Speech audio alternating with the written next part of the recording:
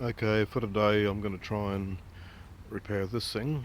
It's been sitting around for quite some time, as you can see, so just giving you a look to see what it looks like first, and follow-up videos will come. Have a great day. Okay, we'll see if it's worth fixing first. I'll check the oil and make sure that there's no real problem there.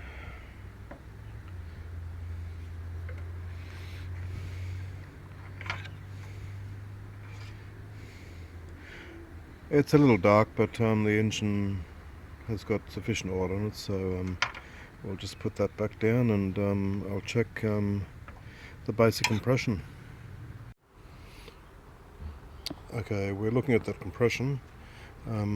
The compression is actually fine. The blade holder spins back nicely. Okay, so we'll probably assume the motor will run.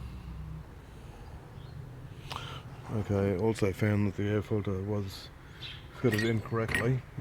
It's just facing the wrong way. But I'll undo that and we'll just have a look and see if there's any dirt actually got into the motor.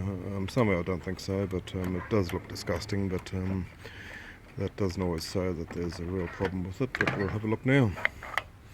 Okay, oily inside. The machine has been tipped, which I actually tipped it, but all that looks pretty good. The governor spring is still there, but it's been stretched at some point, but we'll clean it up and have a look.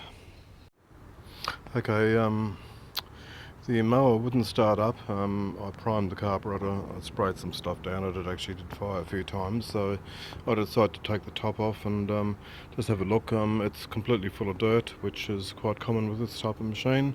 We'll have to give it a clean up, get the carburetor off it, get all the cooling fins cleaned up, and I'll show it to you after it's done.